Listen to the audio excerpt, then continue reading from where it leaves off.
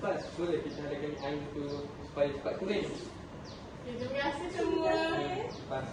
Terima kasih semua. Nama Maaf, hari ni saya betul-betul rasa serba salah. Tak baik. Kalau buku Fatih rosak, saya boleh gantikan. Tak apa, ni dah kering dah air.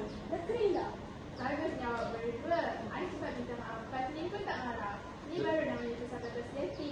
betul-betul semua orang buat silap. Yang penting kita bertanggungjawab dan belajar daripada kesilapan kita. Terima kasih semua kerana memahami.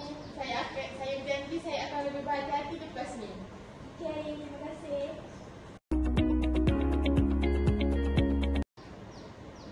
Kawan-kawan, saya betul-betul tak faham soalan itu. Saya dah cuba beberapa kali, tapi jawapannya tetap salah. Bagi tahu saya. Boleh saya tolong? Oh, soalan ni dia tentang kata ganda. Lebih spesifik, soalan ni tanya tentang perbezaan antara kata ganda penuh dan kata ganda separa. Macam ni lah dia. Cuba tengok bahagian ni. Kata ganda pada seperti guna gana menggandakan keseluruhan perkataan. Manakala kata ganda separa seperti lelaki hanya menggandakan sebahagian perkataan sahaja. Saya faham sedikit, tapi bagaimana kita nak tahu kalau perkataan itu boleh digandakan separa? Mudah saja dia. Biasanya kata ganda separa ini ada perubahan pada suku kata pertama atau huruf tertentu. Contohnya, tetamu yang berasal daripada perkataan tamu tidak digandakan sepenuhnya seperti perkataan rumah-rumah. Oh, jadi bukan semua perkataan boleh digandakan separa? Kena tengok juga sama ada ada perubahan berlaku pada bahagian awal perkataan. Betul tak? Betul, tepat sekali. Awak dah mula faham sekarang. Biasanya, kata nama yang berkaitan dengan manusia, haiwan atau benda tertentu lebih cenderung mengalami penggandaan separa. Ya, lihat contoh ini. Pepohon berasal daripada pohon. Sama juga dengan jejari daripada jari. Boleh nampak coraknya di sini? Oh, jadi kalau kata dasar berubah sedikit tetapi tidak menekankan, tapi masih menekankan maknanya, itu kata ganda separa. Kalau ulang sepenuhnya, itu kata ganda penuh. Betul, tepat sekali. Akhirnya awak sudah faham. Jom kita cuba buat latihan yang seterusnya untuk pastikan awak betul-betul faham dengan konsep kata ganda. Baik, saya cuba jawab dulu. Kalau saya salah, tolong betulkan dia.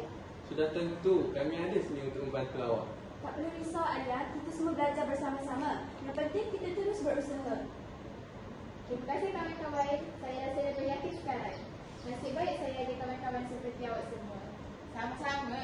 Kalau ada apa-apa yang awak tak faham, jangan segan untuk bertanya. Kita kan kawan. Okey, Ain. Baiklah, kita ada 3 hari sahaja untuk siapkan projek sejarah ini. Jadi saya nak pastikan setiap orang ada tugas masing-masing supaya semua berjalan dengan lancar. Saya harap semua boleh bekerjasama. Setuju? Tasnim, lebih baik kita membagikan tugas ini awal supaya kita tak tergesa-gesa nanti. Bagus. Jadi, Ain, awak bertanggungjawab untuk buat kajian tentang tajuk kita dan kumpulkan maklumat yang berkaitan. Saya nak awak cari sumber yang sahih, bukan sekadar maklumat yang tanpa rujukan. Baiklah, saya akan menggunakan buku rujukan dan lapan web yang boleh dipercayai seperti Google Scholar untuk mencari jurnal yang dikaji. Saya juga akan pastikan maklumat yang saya kumpul ini relevan dengan tajuk kita.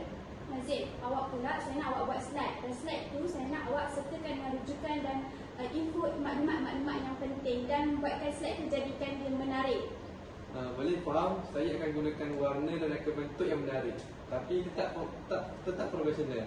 Saya juga akan masukkan poin utama supaya pembentangan kita tu lebih jelas. Alia, awak pula kena susun isi bahagian yang penting. Jangan tersalah isi dan cari isi yang berdasarkan tajuk kita. Baik, saya akan pastikan teks pembentangan kita ringkas dan padat dengan fakta penting berkenaan dengan tajuk kita.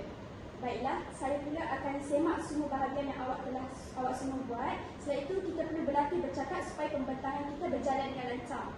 Setuju? Kita akan buat bahagian masing-masing pada hari ini. Kemudian hari esok kita akan bincang semula untuk membuat penambahbaikan. Boleh, baik. Kalau ada apa-apa masalah, kita bincang je dalam grup WhatsApp kita. Jangan tunggu sampai saat akhir. Setuju? Saya harap kita dapat siapkan tugas kita dengan sebaik mungkin. Terima kasih semua kerana memberi kerjasama yang baik. Saya harap projek kita ini akan berjalan dengan lancar. Lepas siap projek ini, kita belanja diri kita dengan makan aiskrim. Bagus juga idea tu, tapi syaratnya kita kena buat pembentangan ni yang terbaik dulu.